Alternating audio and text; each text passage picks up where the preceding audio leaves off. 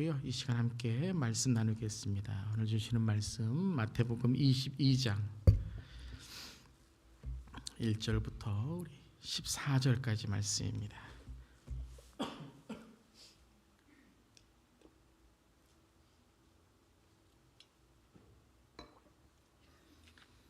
마태복음 22장이고요. 1절부터 우리 14절까지 말씀. 우리 온라인으로 함께한 성도님들도 우리 함께 크게 봉독하겠습니다. 우리 함께 봉독합니다. 예수께서 다시 비유로 대답하여 이르시되 천국은 마치 자기 아들을 위하여 혼인잔치를 베푼 어떤 임금과 같으니 그 종들을 보내어 그 청한 사람들을 혼인잔치에 오라 하였더니 오기를 싫어하거늘 다시 다른 종들을 보내며 이르되 청한 사람들에게 이르기를 내가 오찬을 준비하되 나의 소와 살찐 짐승을 잡고 모든 것을 갖추었으니 혼인잔치에 오소서 하라 하였더니 그들이 돌아보지도 않고 한 사람은 자기 밭으로 한 사람은 자기 사업하러 가고 그 남은 자들은 종들을 잡아 모욕하고 죽이니 임금이 노하여 군대를 보내어 그 살인한 자들을 진멸하고 그 동네를 불사르고 이에 종들에게 이르되 혼인잔치는 준비되었으나 청한 사람들은 합당하지 아니하니 내 거리 길에 가서 사람을 만나는 대로 혼인잔치에 청하여 오라 한데 종들이 길에 나가 악한 자나 선한 자나 만나는 대로 모두 데려오니 혼인잔치에 손님들이 가득한지라. 임금이 손님들을 보러 들어올새 거기서 예복을 입지 않은 한 사람을 보고 이르되 친구여 어찌하여 예복을 입지 않고 여기 들어왔느냐 하니 그가 아무 말도 못하거늘 임금이 사환들에게 말하되 그 손발을 묶어 바깥 어두운 데에 내던지라. 거기서 슬피 울며 이를 갈게 되리라 하니라. 청함을 받은 자는 많되 택함을 입은 자는 적으니라. 아멘. 하나님의 말씀입니다. 하나님의 말씀에 감사합니다. 자, 오늘 예수님의 비유 천국의 비밀 16번째 시간. 벌써 비유 말씀이 16번째 시간인데요. 혼인잔치를 베푼 어떤 임금의 비유 함께 나누도록 하겠습니다. 자, 예수님 비유 우리가 배우며 성경 어떻게 해야 되죠? 잘 읽읍시다. 우리 옆 사람에게 성경 잘 읽읍시다. 우리 서로 인사합니다. 성경 잘 읽길 바랍니다. 자, 우리 오늘 성경 연습, 잘 읽는 연습. 첫 번째 무엇을 봐야 되죠? 자, 문맥을 찾아봅니다. 문맥을 찾아봅니다. 여러분 성경 읽으실 때에 문맥 찾고 내용 찾고 핵심 찾고 하시죠? 잘 하시고 계신 겁니다. 자, 그렇다면 오늘 문맥이 무엇인가? 자, 1번 함께 읽겠습니다. 본문 비유는 이전의 주제와 비유들과 연결되는 비유입니다. 자, 이전의 주제와 비유들과 연결되는 비유이다. 자, 오늘 22장 1절에 어떻게 시작하죠?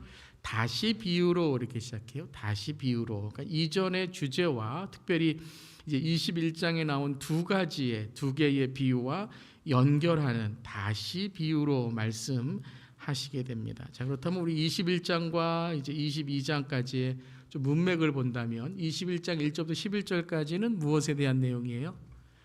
예수님이 예루살렘에 입성하시는 왕으로 평화의 왕으로 입성하시는 장면이죠.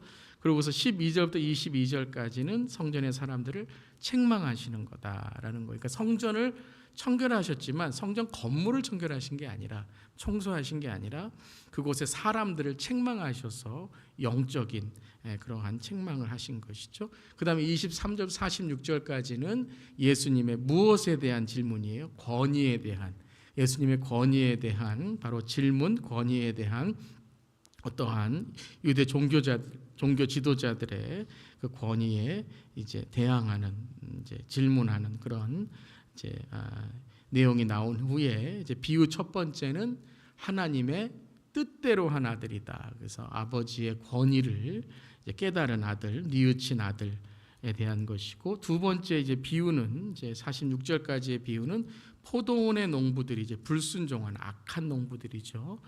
그런 불순종에 대한 권위에 대한 도전, 권위에 대한 대항에 대한 이제 비유가 있게 되고요. 22장을 오늘 시작하면서 본문 비유는 하나님의 이제 최종적인 권위에 대한 마지막 비유이다라는 거예요. 그래서 권위에 대항하는 자, 하나님의 권위에 대적하는 자들이 마지막에 어떤 그러한 결말이 있게 되는가의 말씀을 통해서 단지 어떤 심판에 대한 두려움이나 심판에 대한 공포라기보다 그럼 우리가 어떤 성도가 되어야 되는가, 하나님의 권위에 대해서 어떤 성도가 되어야 되는가, 그것에 대해서 오히려 이제 오늘 다시 비유는 더 이제 핵심을 이제 갖고 있다라는 거예요.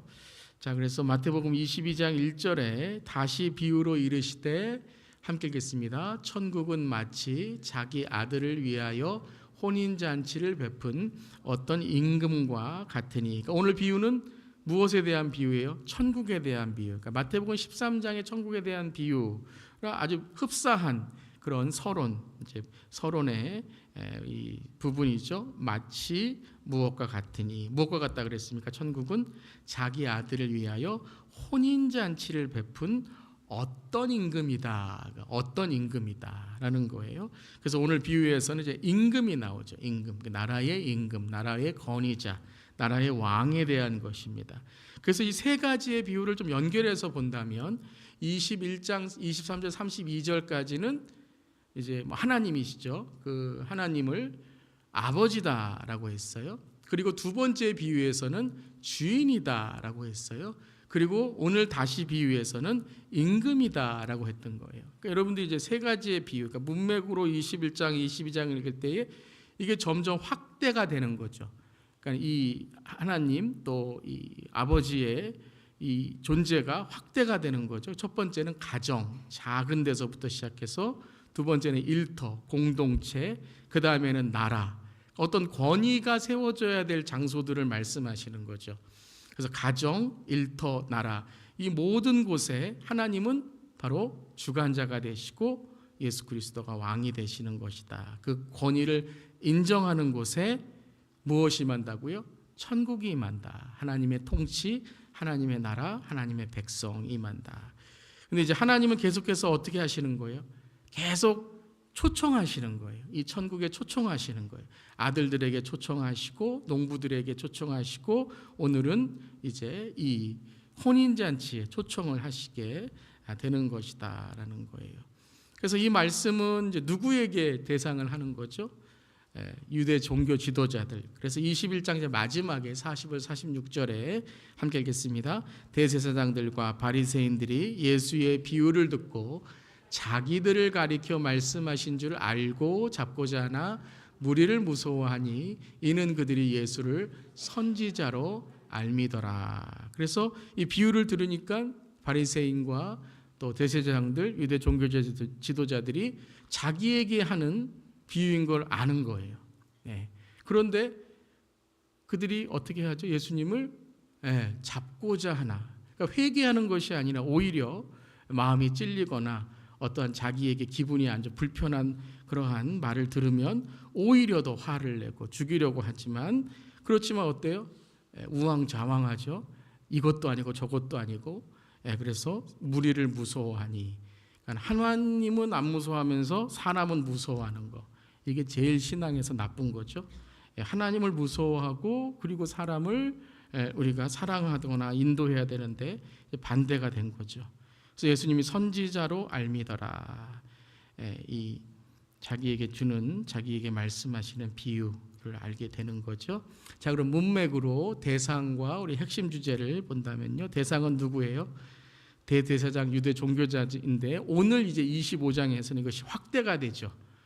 나라, 그러니까 모든 백성. 그래서 예수님의 초대를 받은 모든 사람들을 뜻하는 거예요. 오늘 이제 마지막의 비유에서는 핵심 주제는 뭐냐면요. 우리 핵심 주제 함께 읽겠습니다. 하나님의 권위는 종교를 믿는 사람만이 아니라 모든 천국의 구원잔치에 초청받은 사람에게 모두 동일하게 적용됩니다. 라는 거예요. 오늘은 종교 지도자만이 아니라, 그러니까 처음은 종교 지도자로 시작하고 오늘도 첫 번째에 초청을 받은 자, 청함을 받은 자는 종교 지도자들이지만 이 모든 이 혼인잔치에 초청을 받은 사람은 뭐 종교를 믿는 유대인이나 이방인이나 모든 사람이 다 동일하게 적용이 되고 초청을 받는다라는 거예요. 자, 그럼 이 문맥을 여러분이 딱 붙드시고, 오늘 비유는 권위에 대한 비유이고 초청에 대한 비유인데, 자, 어떻게 그 혼인잔치, 그러니까 구원이죠.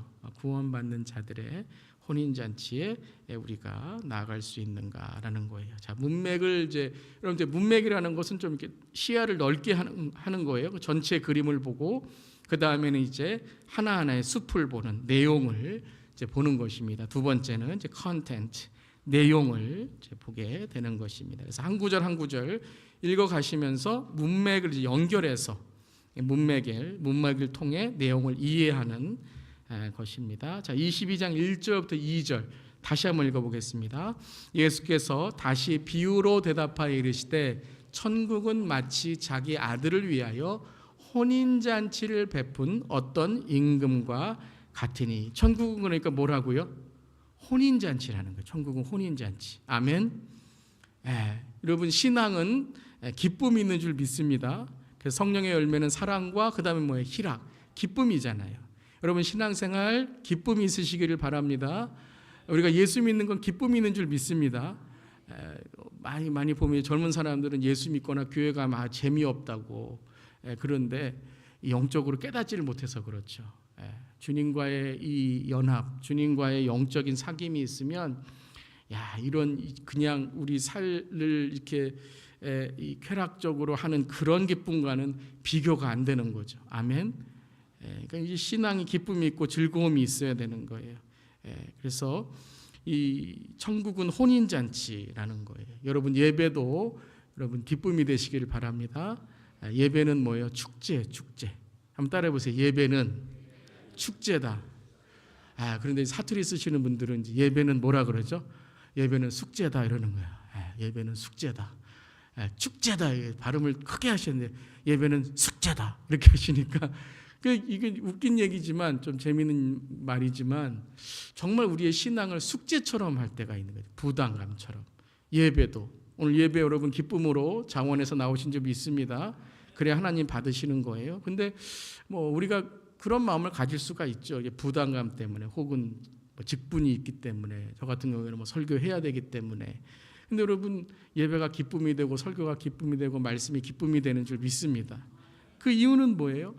그 이유는 바로 우리가 사랑하는 예수 그리스도 주님의 말씀을 우리가 깨닫는 거죠. 그래서 예배는 숙제가 아니라 예배는 뭐라고요? 축제다. 다시 한번, 예배는 축제다. 아직도 숙제라고 하시는 분들이 계시네. 다시 한번, 침투해도 괜찮아요? 예배는 축제다. 그러니까 예배가 재미로만 우리가 하려면 여러분 안 되고, 예배가 무엇이 있어요? 의미가 있는 거예요. 그래서 아이들은 재미를 우리가 느끼려고 하지만 우리가 커가면서 성숙해지면 그 재미가 뭐가 돼요? 의미가 되는 거예요. 미닝풀한 거예요. 그러면 그것에 더 큰 재미를 얻게 되는 것이죠. 자, 천국은 혼인잔치인데 그러면 어떤 의미를 우리가 가져야 천국, 예배, 말씀, 기도 또 우리가 나누고 베풀고 감사하는 일이 즐거워질 수 있는가? 천국은 누구의 혼인잔치예요? 왕의 혼인잔치다. 왕의 혼인잔치다. 자, 내일이 이제 땡스기빙이잖아요. 근데 여러분, 오늘 저녁에 전화가 왔어요. 전화가 와서 뭐라 그러냐면요, 백악관에서 땡스기빙 파리를 하는데 여러분을 초대를 한 거예요. 어떠세요? 시간 없어서 안 가시겠어요? 언어잖아요. It's my honor. 날 초대하는데 그것도 내일 이제 방송에 여러분이 나오는 거예요. 초대받았다고. 그럼 왕의 초대, 왕의 혼인잔치, 여러분 얼마나 우리에게 영광이 되는 것입니까? 아멘. 오늘 예배도 여러분 하나님께 드려지는 예배라는 거예요. 시간이 있어서 뭐 그냥 오늘 할 일이 없어서가 아니라 하나님께서 우리를 예배에 초대하시고 하나님께서 우리에게 말씀을 들려주시고 주님과 함께 동행할 수 있는 우리의 신앙생활, 우리에게 영광인 줄 믿습니다. 그래서 그 종들을 이제 3절에 보면 보내어 어떻게 하죠? 그 청한 사람들을 혼인잔치에 오라고 합니다. 그러니까 청한 사람들이라는 것은 이미 청함을 받은 사람이죠. 자, 우리가 이제 좀 문맥으로 본다면 유대 문화의 이 결혼 풍습을 좀 알면 좋습니다. 혼인잔치를 할 때 약혼이 있고, 제가 설명드린 적 있지만 정혼이 있고 결혼이 있잖아요. 그러면 이제 혼인잔치는 결혼에 뜻한다면 정혼을 했을 때에 1년 후에 한 1년 정도의 이제 시간을 갖고 이제 결혼에 그 준비를 하게 되는데, 그러니까 그때 청하는 거예요. 자, 우리 이제 정혼을 했으니까 이제 분명히 법적으로도 이제 결혼할 사이가 됐습니다. 근데 이제 1년 후에 이제 공식적인 결혼에 그런 혼인잔치를 하게 됩니다. 그럼 이제 1년이 지난 거죠. 그래서 1년이 지난 다음에 혼인잔치를 하겠습니다. 그랬더니 뭐 까먹었든가 혹은 바쁘든가 해서 오기를 싫어하게 됩니다. 그런데 4절을 보면 오기를 싫어했는데 4절을 보면 어떻게 하죠? 우리 4절 읽겠습니다. 다시 다른 종들을 보내며 이르되 청한 사람들에게 이르기를 내가 오찬을 준비하되 나의 소와 살찐 음식을 잡고 모든 것을 갖추었으니 혼인잔치에 오소서 하라 하였더니, 그러니까 이제 그냥 혼인잔치 오라고 하니까 이제 혼인잔치가 어떤 혼인잔치도 이제 잊어버리고 까먹고 가면 뭐가 있지? 1년 전에는 뭐 메뉴도 가르쳐주고 다 하고 이제 우리 RSVP 뭐 이렇게 대답도 응답도 해달라고 했는데 1년이 지나니까 이제 까먹은 거예요. 무슨 메뉴지? 궁금해하는 거예요. 그래서 오찬 점심 때 혼인잔치를 이제 베풀게 되는데 소와 살찐 짐승을 잡고 모든 것을 갖추었다.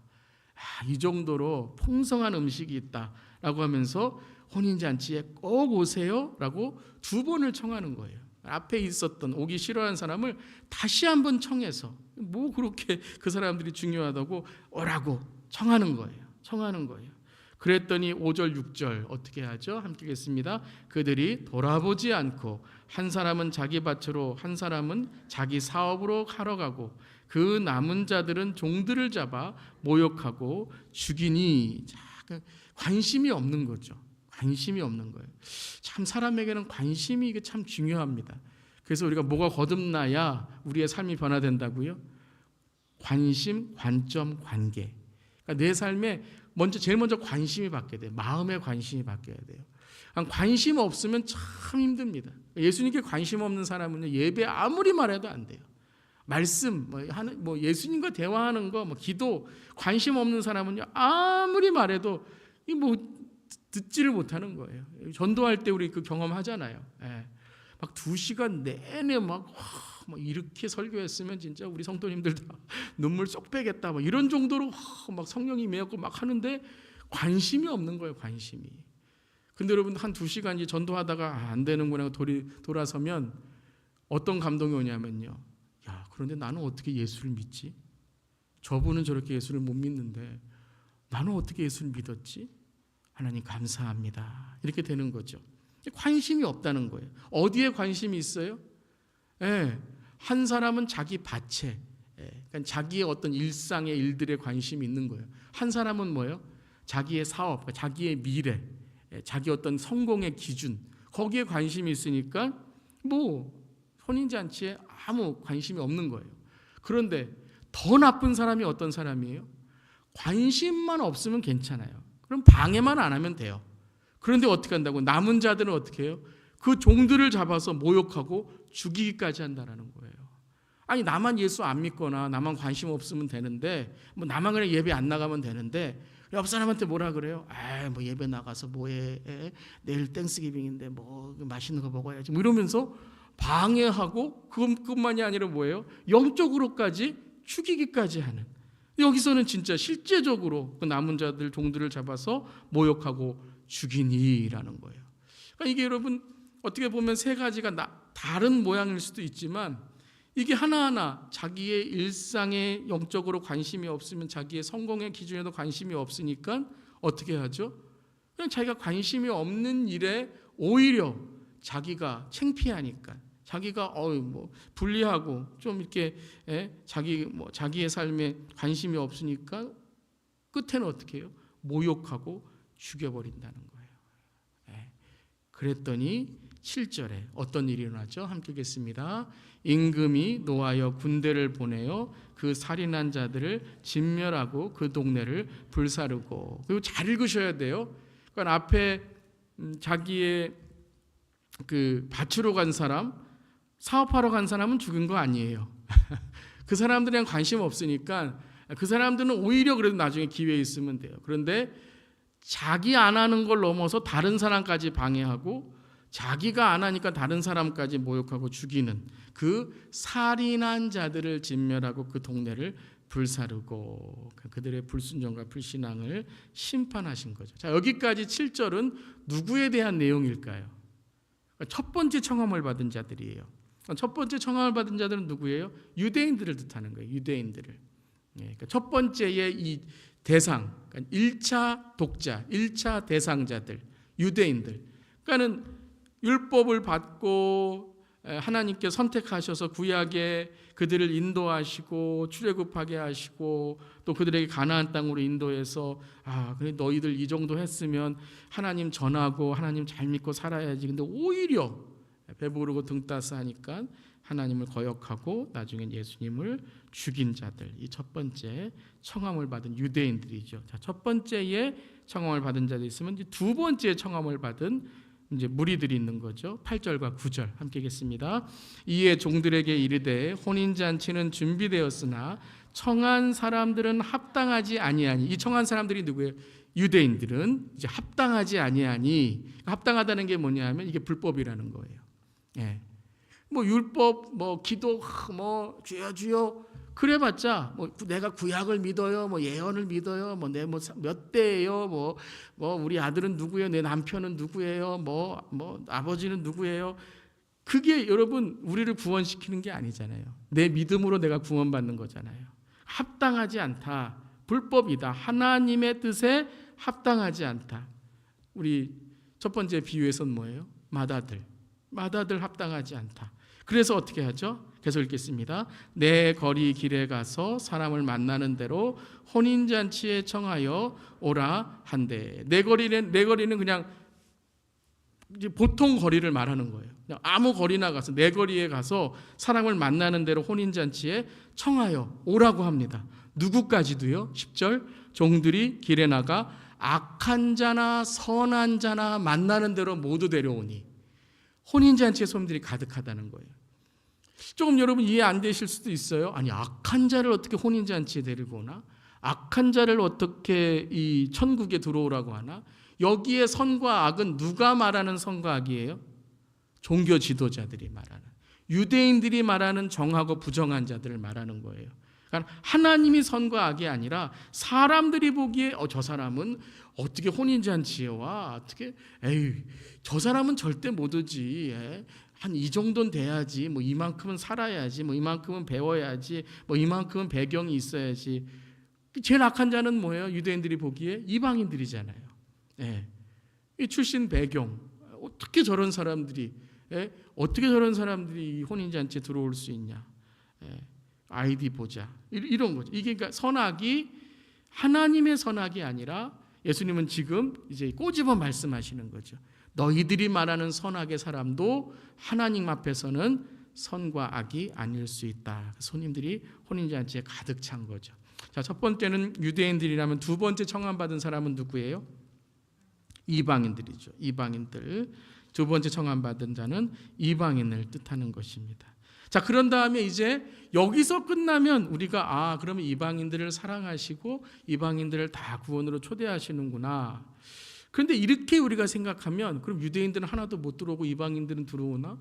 그러면 또 거기서도 이게 조금 차별의 느낌이 들고, 뭐 하나님 가난한 자만 사랑하고 조금 열심히 살아서 좀 부를 얻은 사람은 뭐 하나님은 항상 뭐 부자를 싫어하시나? 좀 권력 있다고 하나님께서 그 자리에 있게 해주신 건데 그럼 항상 억압받고 소외받은 자들, 그런 사람만 하나님께서 오라고 하시나?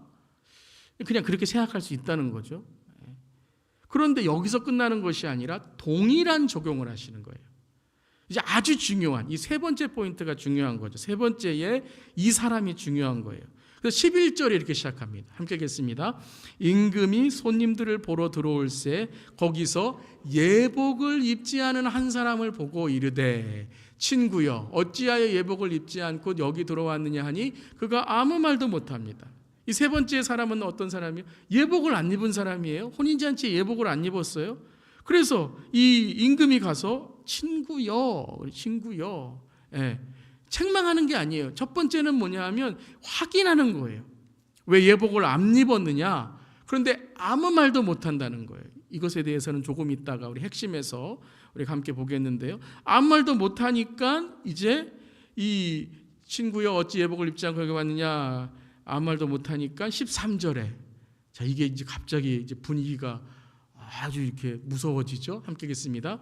임금이 사환들에게 말하되 그 손발을 묶고 바깥 어두운 데에 내던지라. 거기서 슬피 울며 이를 갈게 되리라 하니라. 그러니까 오늘 비유는 어떤 비유예요? 천국의 비유고 하나님의 권위에 대한 비유라는 거예요. 천국이 있으면 뭐가 있어요?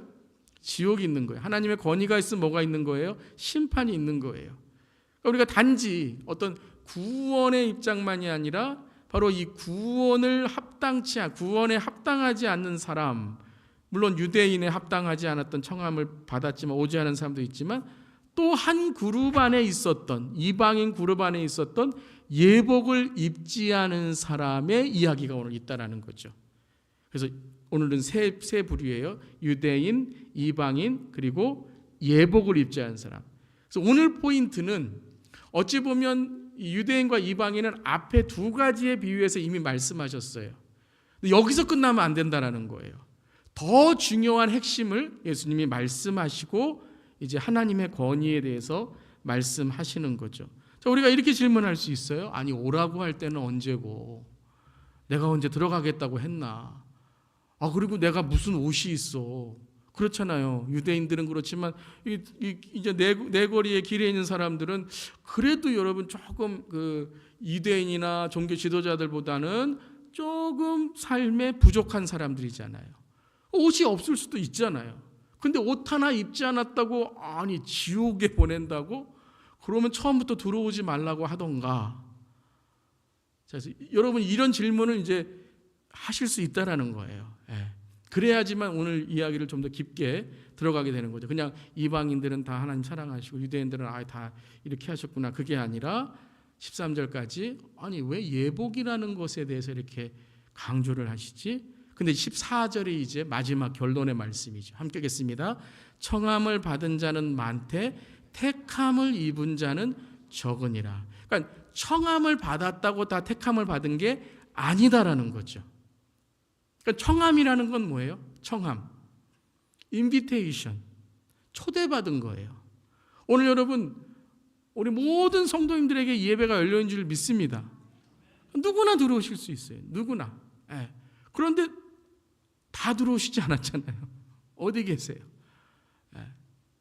그러니까 여러분 인비테이션은 다 받았을 때 그러니까 또 하나는 뭐냐면 그렇다고 뭐 안 오신 분들하고 여러분하고 막 차별해서 뭐 이렇게 할 수도 없잖아요. 근데 또 우리 생각을 해서 예배 다 들어왔다고 해서 여러분이 다 신령과 진정으로 예배를 드려요, 안 드려요? 빨리 자수하세요. 드려요, 안 드려요? 대답 안 하면 이제 저한테 적용해서 설교를 한다고 다 은혜 받고 설교해요, 안 해요? 안 할 수도 있어요. 자수하는 거예요. 설교한다고 다 예수님 중심으로 설교해요, 안 해요? 저 안 했을 때도 있어요. 영이 안 깨어 있으면 그냥 세상의 지식이나 그냥 제가 아는 신학적인 것, 요즘에는 뭐 챗 GPT도 설교를 한대요. 그거 해서 전할 수도 있어요. 우리가 다 예배 드린다고 다 예배해요? 아닐 수 있다는. 다 청함 받았다고 다 구원 받아요? 아닐 수 있다는 거예요. 교회 다 들어왔다고 해서 다 구원 받아요? 구원 받아야 되겠지만 아닐 수 있다는 거예요. 택함을 입은 자는 적으니라. 핵심적인 말씀을 하시는 거죠. 자, 그럼 여러분들이 이제 여기까지 생각을 하시면서 이제 뭐 가슴이 막 두근두근 거리셔야 돼요. 야, 그럼 우리 성도님들 다 천국 못 가면 어떡하지? 오늘 내가 예배 드리는데 이 예배가 하나님께 상달되지 않으면 어떡하지? 내가 오늘 예복을 안 입고 있으면 어떡하지? 그 예복은 뭐지? 그러면서 이제 말씀에 무엇을 찾는 거예요? 핵심을 찾는 거예요. 누가 말씀하시는 핵심을 찾아야 돼요? 예수님이 말씀하시는 핵심을 찾아야 돼요. 그래서 문맥과 내용을 통해서 예수님이 말씀하시는 핵심을 이제 찾아 나가는 거죠. 자, 제가 오늘 묵상하면서 찾은 예수님의 핵심 3가지 함께 나누도록 하겠습니다. 첫 번째 함께 하겠습니다. 주님은 구원의 혼인잔치에는 끊임없이 초청하시고 모든 사람을 차별 없이 초대하십니다. 믿으십니까? 아멘. 그래서 우리가 계속 전도하셔야 돼요. 예수 안 믿는 자들에게 계속 우리가 복음을 전해야 돼요. 우리 자녀들 방황하더라도 계속해서 예수님 믿으라고 말해야 돼요. 기도 포기하시면 안 돼요. 요한계시록에 성도들의 기도가 마지막 때에 금향로로 올려진다고 그랬어요. 지금 기도 응답 안 하실 수도 있지만 저는 목회하면서 많이 간증을 듣고 저도 체험한 게 무엇이냐면 일대에 기도했지만 그 대에 그 기도가 응답 못 받을 수도 있어요. 근데 그 분이 이제 하나님 소천받으셔서 가셨을 때 그 다음 때에서 그 하나님의 응답이 있는 걸 보게 됩니다. 여러분 기도를 포기하지 마세요. 하나님은 기도를 응답하시고 하나님의 때에 이루어 주시는 줄 믿습니다. 자, 오늘 그렇다면 이 구원의 초대는 누구이신가? 자, 혼인잔치는 누구를 위해 한 거예요? 자기 아들을 위해 한 거예요. 이분이 누구이시죠? 예수 그리스도이시다는 거예요. 예수 그리스도, 바로 어린 양의 혼인잔치에 우리를 초대하셨다라는 거예요. 근데 계속해서 어떻게 하시죠? 아까 우리가 봤지만 3절에 혼인잔치에 청하죠. 오기 싫습니다. 그러니까 어떻게 해요? 좀 잊어버렸나? 음식 메뉴를 모르나? 그래서 뭐라 그래요? 다시 다른 종들을 보내서 소를 잡고 살찐 짐승들이 있고 아주 풍성한 그러한 잔치가 있을 것입니다. 또 청하잖아요. 또 안 와요. 그랬더니 다른 사람들을 청하잖아요. 9절에 내 거리 길에서 사람을 만나는 대로 청합니다. 모든 사람을 청합니다. 누구든지 들어오라고 청하게 됩니다. 누구까지도요? 악한 자나 선한 자나 부정한 자나 정한 자나 사람들이 뭐라 그러거나 안 그러나 오늘 시험 받았거나 시험 안 받았거나 하나님 오늘 우리에게 하나님의 은혜의 자리를 초대하시는 줄 믿습니다. 그 하나님의 초대는 뭐냐면 단지 오라라는 것만이 아니라 모든 것을 초월하신다라는 거예요. 하나님의 진리는 모든 것을 초월하시는 줄 믿습니다. 초월한다는 거는요, 무시한다는 게 아니에요. 우리가 가끔 이렇게 생각을 해요. 성경은 과학을 무시한다. 과학과는 별개이다. 과학은 배울 필요도 없고 그냥 성경에 있는 영적인 것만. 왜 영적인 게 과학적이지 않습니까? 왜 이성적이지 않습니까? 합리적이지 않습니까? 여러분 영은요 차원이 다른 거예요. 아멘. 차원이 다른 거예요. 여러분 사람들이요 차원이 다른 분들이 계세요. 인격의 차원이 수준이 달라요. 그런 분들은 어떤 분들이죠? 다 포용하시는 분들이에요. 말할 때에 그냥 어떤 분리가 아니라 그 모든 것을 다 포용하고 그 모든 것을 품고 그 모든 것을 다 이끌어갈 수 있는 힘이 있는 거예요. 그래서 예수님의 권위는 어떤 권위예요? 함께 하겠습니다. 예수님의 권위는 이 땅의 모든 것, 율법주의, 선민사상, 출신, 배경, 물질, 권력, 종교, 억압, 정함, 부정함, 부와 명예, 죽음의 권세까지도 초월하시는 천국 구원의 권위인 줄 믿습니다. 그러니까 천국은요 지옥과 분리된 것이 아니에요. 천국은 지옥과 분리되는 것이 아니라 천국은 지옥을 심판하시는 곳이에요. 아멘. 그러니까 심판하니까 뭐예요? 이 지옥이 천국의 힘에서 무적행으로 떨어져 버리는 거예요. 여러분 잘 이해하시길 바랍니다. 하나님은 사탄하고 싸우지 않으십니다. 사탄하고 여러분 우리 영화 볼 때 하나님하고 사탄하고 싸워갖고 하나님이 이기는 것. 여러분 하나님은요 모든 것에 능하시고 모든 것을 통치하시는 분인 줄 믿습니다. 그게 하나님이 통치하시는 곳이 뭐예요? 천국이라는 거예요. 죄는 천국에 들어올 수가 없어요. 그렇기 때문에 천국에 들어올 수 없는 그러한 지옥이 사탄과 함께 무적행으로 심판받아 떨어지는 거예요. 여러분 죄가 사해지시기를 바랍니다. 그러니까 여러분 천국에 들어가는 자는 어떤 자들이에요? 죄가 사함받은 자들이라는 거예요. 죄를 안 진 자들이 아니라 죄를 사함받고 회개하여서 그 예수 그리스도의 은혜 안에 있는 자, 예수 그리스도의 권위 안에 있는 자. 그렇기 때문에 우리가 천국에 들어갈 때 지옥의 권세가 우리의 삶을, 우리의 영혼을 침범할 수가 없는 거예요. 여러분이 하나님 자녀됨의 권세를 가지시기를 바랍니다. 그러니까 여러분 천국을 믿는 것은 지옥을 믿는 것이고 천국을 선포하는 것은 지옥을 이기는 것이고 오늘 내가 믿음으로 나아가는 것은 시험을 이기는 것이고 내 삶의 모든 역경을 이기는 것인 줄 믿습니다. 모든 게 잘 되는 게 여러분 믿음이 아니에요. 다 시험 받아요. 더 어려운 일 있어요. 다 삶에 부족함이 있고, 때로는 경제적인 어려움, 건강의 어려움, 신앙의 어려움, 때로는 남들 때문에 상처받는 어려움이 있을 수 있어요. 근데 믿음은 뭐라고요? 이것을 초월하는 차원이 다른 삶이 되는 거예요. 거듭남이 있으시기를 바랍니다. 그래서 여러분, 이 권위가 뭐냐면 예수 그리스도는 누구나, 이 땅에 누구나, 우리가 보기에는 저 사람은 절대 천국 갈 수 없다, 그건 종교적으로 판단하는 것이지, 주님은 그 사람까지도, 그 강도까지도 거듭나게 하셔서 그 낙원으로 인도하시는 분인 줄 믿습니다. 차별이 없는 거예요. 차별이 없는 거예요. 자, 이 혼인잔치, 이 모든 혼인잔치에 초청하신다는 거예요. 청함을 받은 사람은 많다라는 거예요. 누구나 들어올 수 있다라는 거예요. 근데 두 번째, 혼인잔치에 들어왔다면 누구를 만나야 돼요? 신랑을 만나고 신랑을 맞이해야죠. 자, 두 번째 함께 읽겠습니다. 잔치가 좋지만 잔치 자체가 목적, 본질이 되면 안 됩니다. 여러분, 이거 잘 새기시기를 바랍니다. 제가 요즘에 많이 기도하는 것 중에 하나가 이거입니다. 주님, 목회의 본질이 무엇입니까? 주님, 우리 교회는 어떤 주님 사역의 본질을 붙잡아야 됩니까? 참 고민돼요. 영이 열리면 열릴수록, 야, 우리가 쓸데없는 거 정말 많이 하는구나. 에너지 빼는 거 정말 많이 하는구나. 이 에너지로 우리가 더 영적으로 깨어있고, 이 에너지로 더 주님을 만나고 아멘 하실 수 있길 바랍니다. 근데 이 에너지로 우리가 자꾸 세상적인 것들이 교회로 들어올 때 이게 필요하기는 해요. 우리가 친교도 해야 되고, 우리가 때로는 여러분 교회 안에 그런 어떤 즐거움도 있어야 되고 재미도 있어야 돼요. 필요해요.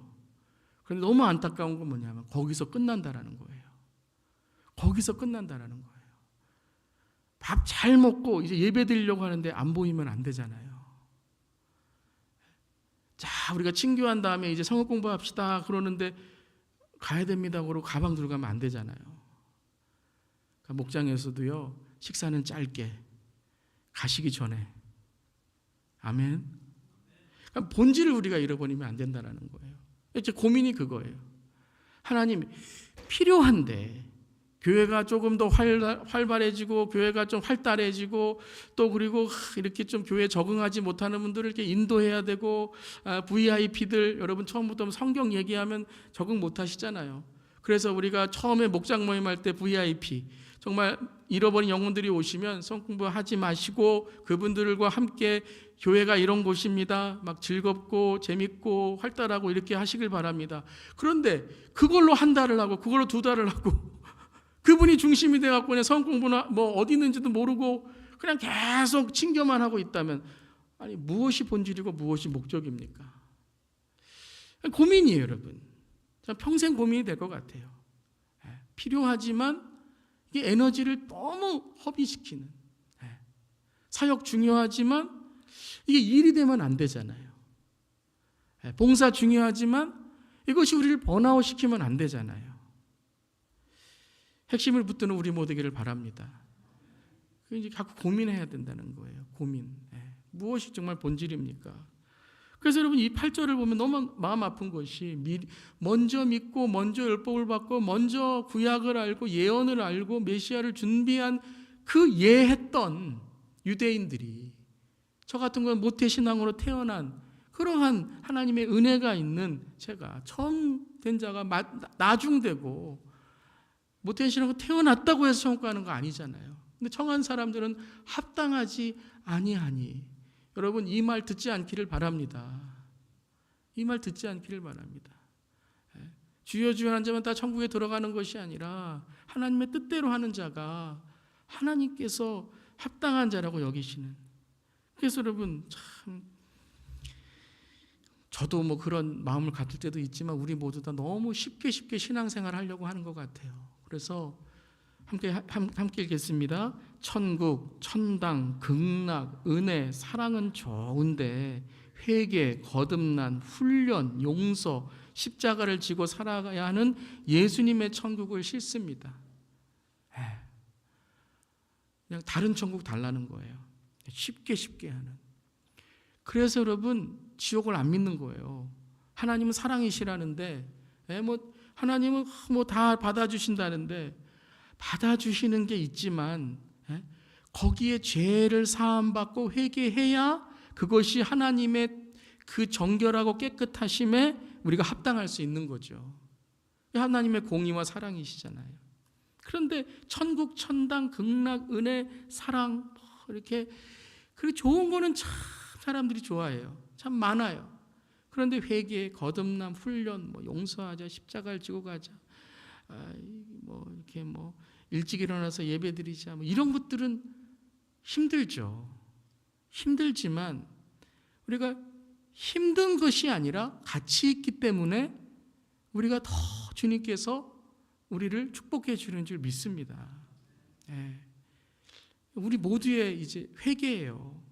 너무 신앙생활 쉽게 하려고 하지 말고, 수협에 나오신 분은 그렇지 않겠죠. 이 시간 얼마나 어려우시겠습니까? 오늘도 일하시느라고 피곤하시고, 항상 저와 제 아내가 얘기하는 게 참, 이 수협에 나오시는 분이, 새벽기도 나오시는 분이 정말 하나님께서 기뻐하시는 우리 성도님들이다.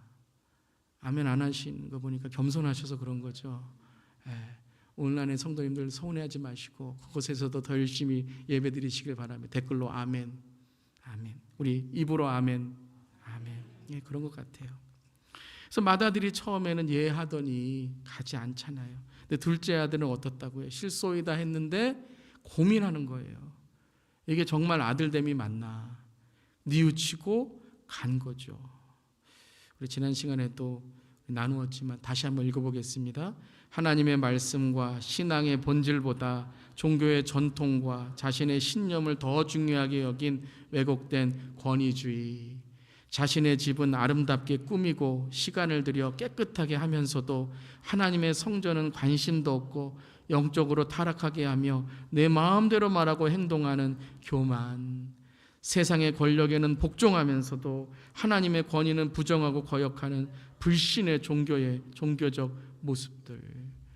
여러분, 나사렛 예수 그리스도의 능력으로 이 시간 선포합니다. 이러한 것들이 우리 안에, 우리 교회 안에, 이 시대의 교회 안에 있다면 모두 무너질지어다.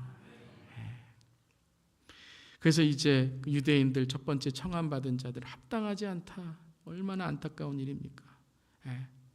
그런데 그 다음에 이제 두 번째 이방인들이 청함을 받은 그 중에 이제 핵심적인 11절 12절에 예복을 입지 않은 한 사람을 보고 이르되 친구여 왜 예복을 입지 않고 여기 들어왔느냐, 이 말씀을 하시는 거예요. 자, 예복을 입지 않은 게 뭐가 잘못인가? 그런데 여러분, 이게 또 여러분 유대의 이 혼인잔치의 문화를 좀 아셔야 돼요. 만약에 처음에 청함 받은 자들이 아니라 두 번째에 청함 받은 자들이 있잖아요, 혼인잔치에는. 그래서 두 번째 청함 받은 자들은 급하게, 왜냐하면 이제 몇 사람 없잖아요. 우리가 어떤 잔치를 한다고 할 때 사람이 없으면 막 전화하잖아요. 이웃에 전화도 하고 막 사촌은 전화하고 막 저기 10촌에도 전화해서 빨리 오라고 하여튼 모르는 사람인데도 오라고 막 그러고 막 14촌까지 해서 너 누구니 이러면서 막 그러고 막 그러잖아요. 그러면 이제 너무 급하게 해서 옷을 안 입었어요. 그러면 항상 혼인잔치에는요 뭘 준비하냐면 예복을 꼭 준비하는, 이게 예의예요. 예의예요. 한번 어떤 공연에 갔는데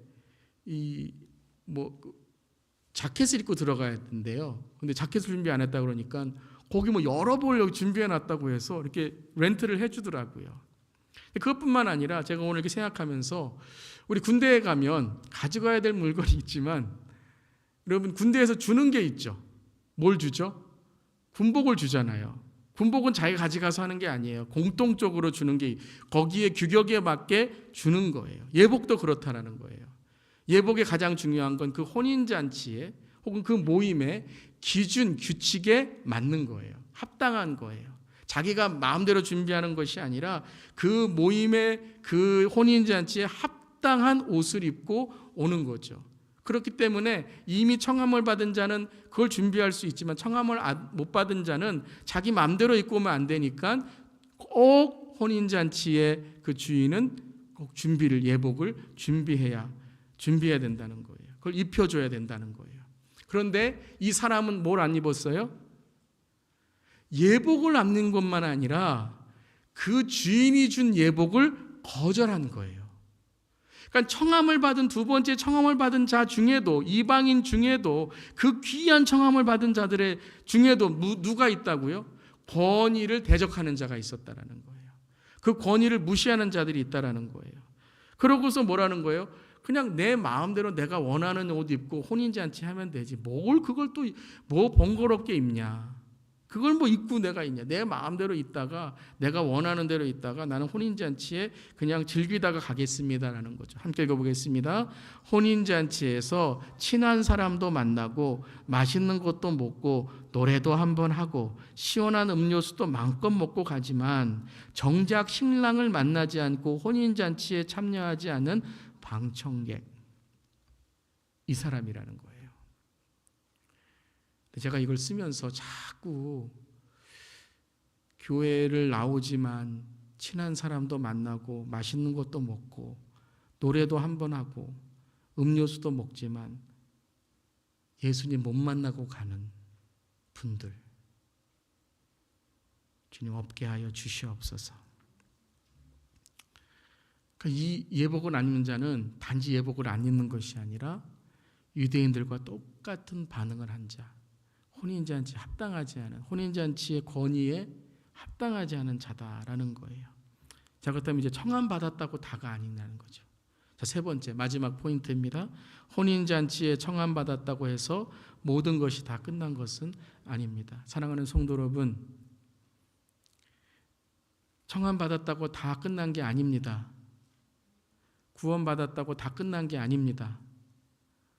우리는 계속해서 그 구원을 두렵고 떨리는 마음으로 날마다 예수님 붙들고 살아가야 되는 줄 믿습니다.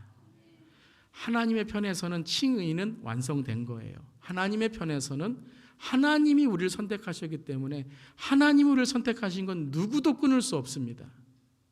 그런데 우리에게는 그것을 계속 구원의 삶을 살아가야 되는 칭의와 성화, 예수 만날 때 영화가 있는 줄 믿습니다. 이걸 잃어버리시면 안 된다는 거예요.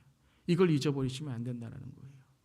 그래서 첫 번째 청함받은 유대인들은 바로 무엇이냐면 관심도 없었어요. 돌아보지도 않고 끝내는 뭐예요? 잡아 모욕하고 죽였다라는 거예요. 그렇기 때문에 하나님은 그들에게 심판을 하신다라는 것이죠.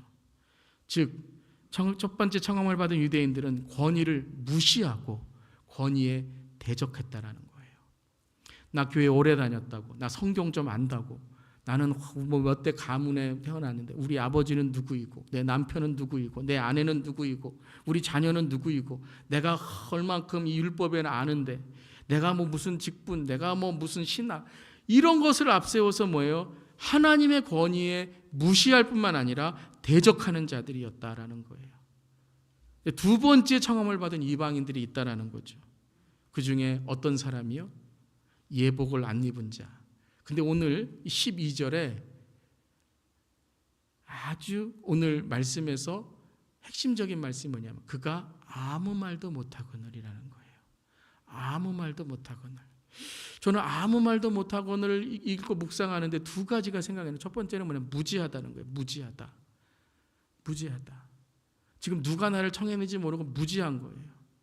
여러분 하나님을 잘 아시길 바랍니다. 성경을 잘 배우시길 바랍니다. 교회에 오래 다녔는데도 하나님에 대해 모르고 성경에 대해 모른다면 그건 무지한 거고, 영적으로 무지하게 되면요, 여러분 이렇게 뭐예요? 하나님의 권위에 대적한다는 거예요. 두 번째는 무시하는 거죠. 말대꾸하고 싫다라는 거죠. 그냥 아무 말도 없이 그냥 있는 게 아니라 마음에는요 막 지금 이 주인에 대해서, 지금 나한테 말하는 사람에 대해서 겉으로는 이해하는 것 같지만 유대인하고 똑같아요. 불신자들, 안 믿는 자하고 똑같아요. 교회 오래 다녔지만 그 마음속에는요 온통 세상적으로 가득 차 있고 시기와 질투로 가득 차 있고 미움으로 가득 차 있는 거예요. 그 마음은 뭐예요? 똑같다는 거예요. 유대인들하고요. 유대인들이 그렇게 하나님께 심판하시는 것처럼 그 또한 동일하게 적용이 된다라는 거예요. 뭐 조금 청함을 많이 나중에 받았다고 해서 조금 뭐 너희들은 부자고 가난하기 때문에 뭐 구원에 있어서는 뭐 예외가 있고 절대 안 그렇다라는 거예요. 그래서 친구여 어찌하여 예복을 입지 않고 여기 들어왔느냐라고 하는 것은 같은 적용을 하는 거예요. 여러분, 하나님께는 모든 사람은 다 같은 적용, 같은 하나님께서 은혜도 같이 베풀지만 같은 심판인 줄 믿습니다. 우리 믿는 자들도 심판대 앞에 서는 거예요, 여러분. 안 믿는 자들만 서는 게 아니에요. 그래서 다윗이 시편에서 그렇게 고백을 하잖아요. 주님, 저도 하나님을 경외하는 마음을 허락하여 주시옵소서. 저 사람들만 하나님이 대적한다고 하는 게 아니라 주님, 저에게도 하나님을 경외하는 마음을 허락하여 주셔서 저들과 같지 않게 하여 주시옵소서라는 거예요. 왜냐하면 자기도 그럴 수 있다는 걸 알기 때문에 그런 거죠. 그래서 이방인들은 뭐냐 하면, 다음 우리 스크린 넘겨주세요. 권위에 무지하고 권위에 타협하는 거예요. 하나님, 저는 좀 모르잖아요. 하나님, 저는 조금 부족하잖아요. 뭐 저는 어리잖아요. 저는 교회 오래 다녔잖아요. 타협하는 거예요. 하나님과 타협할 수 없습니다, 여러분. 저는 목사잖아요. 타협할 수 없어요, 여러분. 영적으로 열려있지 않으면요, 우리 모두 죄에 빠져서요, 하나님의 영광 가릴 수 있다는 거예요. 부자이든지 가난하든지 먼저 예수 믿든 나중에 예수 믿었든지 권력이 있든지 소외받았든지요, 그게 여러분 우리의 핑계가 되면 안 된다는 거예요. 아멘. 핑계가 되면 안 돼. 나 시험 받았어요, 하나님. 그게 핑계가 되면 안 돼요. 시험 받았으니까 말 맘대로 해도 돼요? 내가 누구 상처 받았으니까 내가 그냥 욕해도 되고 막 돼요? 아니에요. 그러면 그럴수록 반면교사를 삼고 내가 더 주님 안에서 깨어있도록 하는 거죠. 그래서 청함 받은 자는 많되 택함을 받은 자는 적다라는 거예요. 청함 받은 사람들은 무엇까지 가야 된다고요? 택함을 입은 자들이 돼야 된다는 거예요. 아멘. 여러분, 내가 하나님께 주신 것이 많으면 그것이 나에게 사명이 돼야 된다라는 것이죠. 어떤 선교사님께서 아프리카에 전도를 가셨는데 예수님을 막 전도하면서 예수님은 우리의 구원자이시고 좋으신 분입니다. 그랬더니 그분이 은혜를 받아서 이렇게 물어보더래요. 그 예수님이 언제 오셨나요? 그 예수님이 좋으신 분이 언제 오셨어요? 했더니 2000년 전에 우리를 위해 오셨습니다. 그랬더니 그 사람을 막 때리는 거예요. 아니, 날 왜 때려? 그랬더니 아니, 그렇게 좋은 분을 이제야 전해주면 어떡하냐는 거예요. 2000년 전할 동안 나한테 누가 전해주지도 않고 이제야 전했냐라는 거죠. 여러분, 우리가 청함을 받았다는 것은, 먼저 믿었다는 것은, 더 많이 갖고 있다는 것은, 더 많이 배웠다는 것은, 나에게 더 신앙이 있다는 것은, 나에게 하나님의 은혜가 있다는 것은 우리가 그것을 하나님의 부르심에 합당한 자가 돼야 되고 우리의 삶에 그 부르심에 합당한 삶이 돼야 되는 줄 믿습니다. 그래서 여러분, 택함을 입은 자가 적으니라라고 했어요. 택함을 입은 자. 이 한글도 참 은혜롭죠. 택함을 어떻게 하는 거예요? 입어야 된다는 거예요. 예복같이 입어야 된다는 거예요. 택함을 입는다는 게 뭡니까? 예복이 뭐예요? 예복이 세마포 옷이에요. 세마포. 요한계시록 19장 8절 읽겠습니다. 그에게 빛나고 깨끗한 세마포 옷을 입도록 허락하셨으니 이 세마포 옷은 성도들의 옳은 행실이로다. 세마포 옷. 세마포 옷은 누가 입죠? 구약에서 제사장들이 입습니다. 근데 여러분, 세마포 옷은 또 누가 입죠? 예수님이 돌아가셨을 때 세마포 옷이 거기에 잘 개어져 있었잖아요. 세마포 옷은 시체가 그 죽은 사람이 입는 거예요. 죽은 사람이. 그러니까 세마포 옷을 입는다는 것은 뭐예요? 나는 죽었다라는 거예요. 나는 죽었다. 그러니까 여러분, 여기서 옳은 행실이라는 것을 또 이렇게 생각하시면 안 돼요. 옳은 행위, 옳은 공로, 그러니까 착한 일 더 해야 되고 그것이 아니에요. 나는 죽고 예수가 내 안에서 하시는 모든 일들이 다 뭐예요? It's the right things. It's the right life. 이것이 바로 옳은 행실이고 옳은 삶인 줄 믿습니다. 그러니까 나는 죽고 내가 죽어야 되고 내가 회개해야 되고 내가 하나님 앞에서 내 자신이 예수 그리스도의 십자가에 못 박혀야지만 내 삶이 깨끗해지는 줄 믿습니다. 그래서 요한일서 1장 9절 함께 읽겠습니다. 만일 우리가 우리 죄를 자백하면 그는 미쁘시고 의로우사 우리 죄를 사하시며 우리를 모든 불의에서 깨끗하게 하실 것이요. 우리가 어떻게 깨끗해야 된다고요? 그렇죠. 그리스도의 보혈로 우리가 회개함으로 깨끗해지는 줄 믿습니다. 그게 예복을 입는 거예요, 여러분. 청함을 받은 자들이 내가 여기에 어떻게 들어올 수 있지? 내가 어떻게 예수 믿을 수 있지? 저 사람은 2시간 동안 저렇게도 안 믿는데 나는 어떻게 예수 믿을 수 있지? 내가 어떻게 죄사함 받을 수 있지? 내가 어떻게 하나님을 알 수 있지? 그곳에 예복을 입고 예수 그리스도가 내 안에 사시고 예수 그리스도가 나를 통해 영광 받으시는 거라는 거예요. 그래서 로마서 13장 14절 무엇을 입어요? 함께 읽겠습니다. 우리의 구원이 처음 믿을 때보다 가까웠으므로 오직 예수 그리스도로 옷 입고 정욕을 위하여 육신의 일을 도모하지 말라. 예수 그리스도의 옷을 입으시기를 바랍니다. 그것이 예복이에요. 예수 그리스도의 옷 입는 것만 중요한 게 아니라 우리가 어떻게 된다고요? 정욕을 위하여 육신의 일을 도모가 뭐예요? 그것을 막 내가 모으는 거예요. 미움도 모으고 시기도 모으고 질투도 모으고. 그러니까 예수님의 옷인데 깨끗해지지 않고 온통 더러워져 있는 거예요. 근데 봤더니 예수님의 옷이 아니에요. 내 의예요. 내 의. 내가 죽었다고 맨날 말만 하지 나는 안 죽어 있는 거예요. 사랑하는 성도 여러분, 구원이 처음 믿을 때보다 가까워졌어요. 회개하라 천국이 가까웠느니라. 정말 여러분,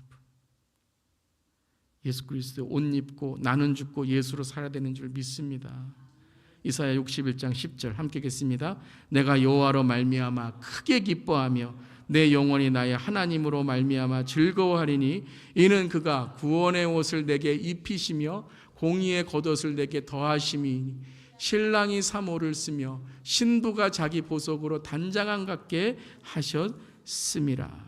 우리가 어떻게 기뻐할 수 있어요?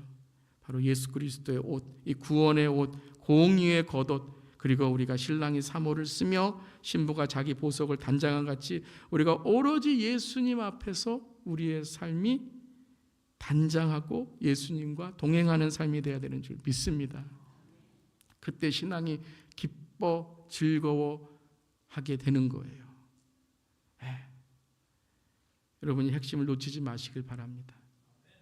오직 예수 그리스도로만 우리가 기뻐할 수 있는 거예요. 뭐 더 우리에게 채워진다고 되는 게 아니에요. 그 예수 그리스도와의 연합, 그 예수 그리스도와의 교제, 예수 그리스도와의 동행으로 인하여 우리의 신앙이 즐거워지고, 그러면 그럴수록 우리가 어떻게 된다고요? 우리의 삶에 그리스도의 영광을 위하여 택함을 입은 자로 살아갈 수 있다. 부르심을 입은 자로 살아갈 수 있다라는 거예요. 로마서 13장 11절 읽겠습니다. 또한 너희가 이 시기를 알거니와 자다가 깰 때가 벌써 되었으니 이는 이제 우리의 구원이 처음 믿을 때보다 가까웠음이라. 밤이 깊고 낮이 가까웠으니 그러므로 우리가 어둠의 일을 벗고 빛의 갑옷을 입자. 택함을 받은 자는 그것을 입고 하나님의 전신갑주로 어떻게 살아가요? 어둠의 일을 벗고 빛의 갑옷을 입고 그리스도의 빛을 비치는 자가 되어야 된다라는 것입니다. 사랑하는 성도 여러분, 마지막 때 우리가 살아갈 것은 오로지 예수 그리스도 그분의 택함을 입고 살아가는 우리가 되어야 되는 줄 믿습니다. 구원의 예복을 입혀주시는 주님의 부르심에 순종하면서 우리 감사하며 살아가는 저렴 되기를 주님의 이름으로 축원합니다.